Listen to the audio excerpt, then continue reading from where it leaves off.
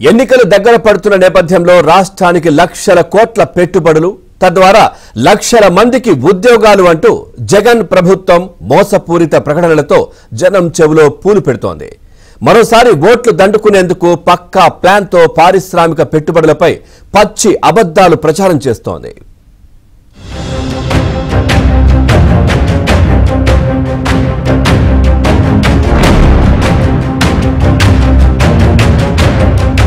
వాస్తవానికి గడిచిన 4 ఏళ్లలో రాష్ట్రం నుంచి పోయే పరిశ్రమలే తప్ప వచ్చిన పరిశ్రమలు, ఉపాధి కల్పించిన పరిశ్రమలు ఎక్కడా కనిపించలేదు. ఇలా ఇతర రాష్ట్రాలకు వెళ్లిపోయిన పారిశ్రామిక పెట్టుబడుల విలువ లక్షల కోట్ల రూపాయల్లో ఉంటుందని ఆ వర్గాలు చెబుతున్నాయి. మరికొన్ని కంపెనీలు రాష్ట్రంలో తమ పెట్టుబడులను భారీగా తగ్గించేసి నామకే వాస్తేగా యూనిట్లు నడుపుతున్నాయి. ప్రభుత్వం నుంచి తగిన ప్రోత్సాహకాలు లభించకపోగా పాలక పార్టీ నేతల వేధింపులు భరించలేక రాష్ట్రంలో పరిశ్రమల స్థాపన, యూనిట్ల కొనసాగింపు అంటేనే పెట్టుబడిదారులు బెంబేలెత్తిపోతున్నారు. ఇక భారీ స్థాయి పారిశ్రామిక సంస్థలైతే రాష్ట్రం వైపు కన్నెత్తి కూడా చూడడం లేదు. దీంతో 4 ఏళ్లుగా రాష్ట్రంలో పారిశ్రామిక రంగం కుదేలైంది.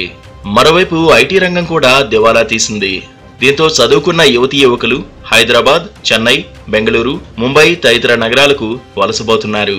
వాస్తవ పరిస్థితులు ఇలా ఉంటే జగన్ అధికారంలోకి వచ్చిన 2019 నుంచి ఇప్పటి వరకు రాష్ట్రంలో 67,000 కోట్ల భారీ పెట్టుబడితో 127 పెద్ద పరిశ్రమలు నెలకొల్పడం ద్వారా 85,000 ఉద్యోగాలు కల్పించినట్లు నిస్సిగ్గుగా ప్రచారం చేసుకుంటున్నారు.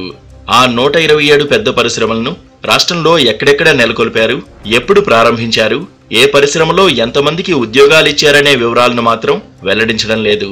ఇప్పుడు కొత్తగా 14.19 లక్షల కోట్ల పెట్టుబడులు, 33.63 లక్షల ఉద్యోగాలంటూ ప్రభుత్వం కొత్త రాగం అందుకుంది.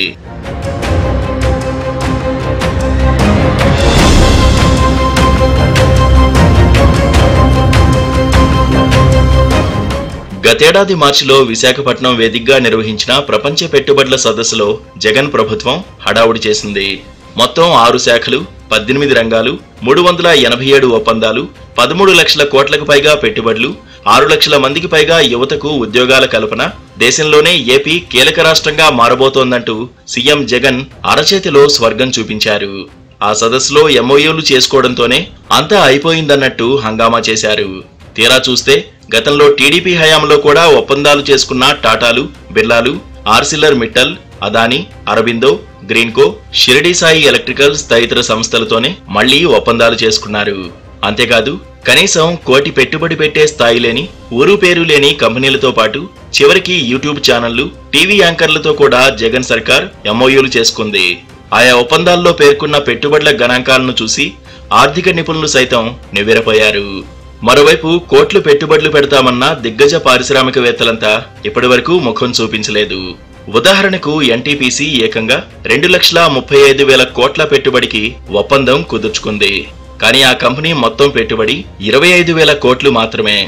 ఏబీసీ లిమిటెడ్ 1,20,000 కోట్లు, రెన్యూ పవర్ 97,550 కోట్లు, ఇండోసోల్ 76,033 కోట్లు, ఏసీఎంఈ 68,976 కోట్లు, టీసీపీఎస్ఓఎల్ 65,000 కోట్లు, జేఎస్డబ్ల్యూ 50,632 కోట్లు, హంచ్ వెంచర్స్ 50,000 కోట్లు, గ్రీన్కో 47,600 కోట్లు, ఓసీఐఓఆర్ 40,000 కోట్లు, హీరో ఫీచర్స్ సంస్థ 30,000 కోట్లు చొప్పున పెట్టుబడులు పెడతామని ఒప్పందాలు కుదుర్చుకున్నా ఇప్పటికీ రాష్ట్రానికి వచ్చిన జాడ లేదు.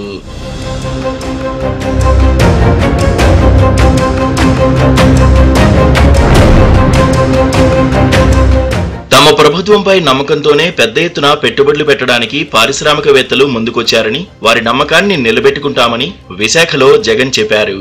ఒప్పందాలు వెంటనే కార్యరూపం దాల్చేలా ప్రతివారం సమావేశమై మానిటరింగ్ చేసేందుకు వీలుగా ప్రభుత్వ ప్రధాన కార్యదర్శి నేతృత్వంలో ఉన్నత స్థాయి కమిటీని ఏర్పాటు చేశారు. అయితే ఇంతవరకు ఒక్క ఒప్పందం కూడా కార్యరూపం దాల్చలేదు. విశాఖ సదస్సులో ప్రభుత్వం మొత్తం 387 ఎంఓయూలు కుదుర్చుకుంది. వ్యవసాయ, పశుసంవర్ధక, విద్యుత్, పరిశ్రమలు, ఐటీ, ఐటీఎస్, టూరిజం శాఖలకు సంబంధించినవి ఉన్నాయి. వీటిలో ప్రధానంగా పరిశ్రమల శాఖతో చేసుకున్న 100 ఎంఓయూల్లో 10 కంపెనీలు ఇప్పటికే యూనిట్లు ప్రారంభించినట్లు అధికారులు చెబుతున్నారు. వాస్తవానికి ఆ 10 కంపెనీలను అంతకుముందే ఏర్పాటు చేశారు. మార్చి 4న విశాఖ గ్లోబల్ సమ్మిట్ వేదికపై నుంచే సీఎం జగన్ వీటిని వర్చువల్ గా ప్రారంభించారు. మిగిలిన 90 ఒప్పందాలు ఏమయ్యాయో తెలియదు. Dixon, carbon, TCL, Sunny electric తదితర కంపెనీలన్నీ గత టీడీపీ ప్రభుత్వ హయాంలో వచ్చినవే. ఇటీవల విశాఖలో సీఎం జగన్ ప్రారంభించిన ఇన్ఫోసిస్ డెవలప్మెంట్ సెంటర్ కూడా టీడీపీ ప్రభుత్వం కేటాయించిన స్థలంలోనే ఏర్పాటైంది. 2 ఏళ్లలో విశాఖకు అదానీ డేటా సెంటర్ రాబోతోందంటూ జగన్ గొప్పలు చెబుతున్నా, దీంతో పాటు ఫ్రాంక్లిన్ టెంపుల్టన్ వంటి ప్రముఖ కంపెనీలకు చెందిన యూనిట్లను విశాఖలో ఏర్పాటు చేసేందుకు చంద్రబాబు సీఎంగా ఉన్నప్పుడే ఒప్పందాలు కుదిరాయి. Cerium systems, Conduent, Inspire Edge IT solutions తదితర ఐటీ సంస్థలను అప్పట్లో ఒకే రోజు ప్రారంభించారు. ఐటీ పరిశోధనలకు ఊతమిచ్చే అంకుర సంస్థలు, ఇంక్యుబేషన్ సెంటర్లను ఏర్పాటు చేసేవారికి చంద్రబాబు ప్రోత్సాహకాలు అందించారు. ఫలితంగా విశాఖ ఐటీ హబ్ గా మారింది. రాష్ట్రంలో అపారమైన ఖనిజ సంపదతో పాటు పరిశ్రమలను నెలకొల్పడానికి కావలసినంత భూమి, విద్యుత్, నీరు, రవాణా వంటి మౌలిక వస్తువులు పుష్కలంగా ఉన్నాయి. పెట్టుబడిదారులకు ఎలాంటి రిస్క్ ఉండదు. అనుమతులు ఇచ్చేందుకు సింగిల్ డెస్క్ విధానం ఉంది. కేవలం 21 రోజుల్లోనే అన్ని అనుమతులు ఇస్తున్నాం. పారిశ్రామికవేత్తలకు నేను కేవలం ఒక్క ఫోన్ కాల్ దూరంలోనే అందుబాటులో ఉంటా, రండి రాష్ట్రంలో పెట్టుబడులు పెట్టండంటూ సీఎం జగన్ పదే పదే బతిమాలుతున్నా పారిశ్రామికవేత్తలు కన్నెత్తి చూడడం లేదు. దీనికి కారణంగా సీఎంగా ఆయన తీసుకుంటున్న నిర్ణయాలు, ఆయన వేస్తున్న అడుగులపై నమ్మకం లేకపోవడమేనని పారిశ్రామిక వర్గాలు చెబుతున్నాయి.